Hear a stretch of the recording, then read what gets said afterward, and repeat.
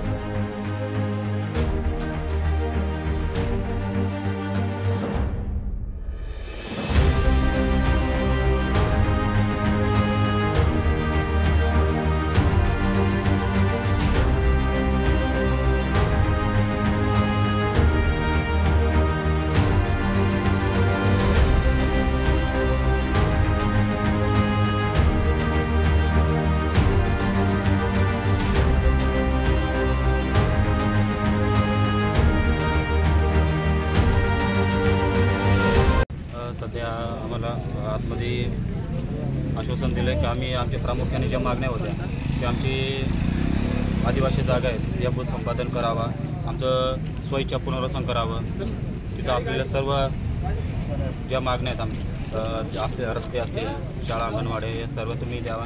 तसेच आम्ही प्रामुख्याने आमची एक मागणी होती की या जे कोंढाणा धरण होतं आहे त्या धरणामध्ये आम्हाला तिथल्या स्थानिकांना नोकऱ्या देण्यात याव्या, ही आमची प्रामुख्याने मागणी आहे। अजून त्यांनी आम्हाला 15 ते 20 दिवसाचे कालावधी दिलेला आहे।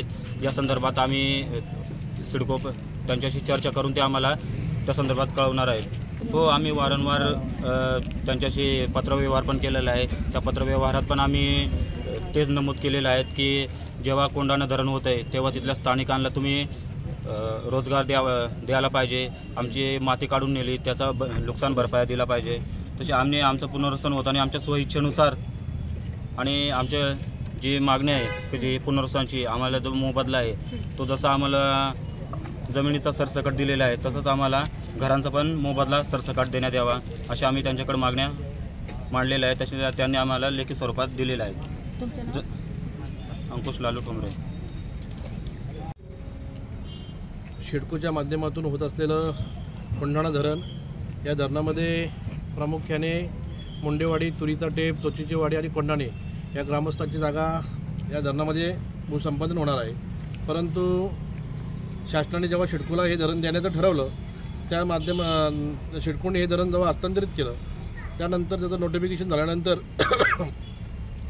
झाल्यानंतर बऱ्याच मुंबईवाले असतील, आजूबाजूचे सर्व प्रामुख्याने ज्यांनी तिथे इन्व्हेस्टमेंट केली असेल त्या लोकांचं त्यांचं भूसंपादन झालं।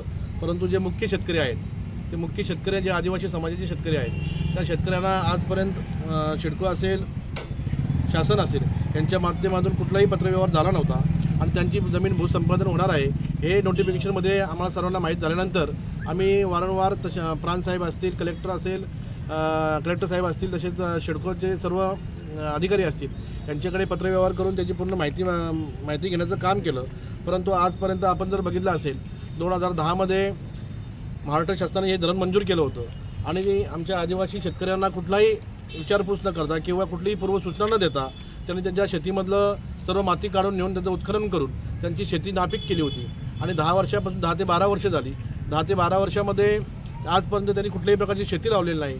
तर आमच्या प्रामुख्याने ह्याच मागण्या होत्या की बाबा आमच्या 12 वर्षापासून जे आमच्या शेतीचं जे नुकसान केलं आहे त्याचं आम्हाला जे आमचं नुकसान झालं ते नुकसान भरपाई मिळावी आणि सिडको आता हे धरण घेत आहे तर या धरणाच्या माध्यमातून आमचं भूसंपादन झालं पाहिजे।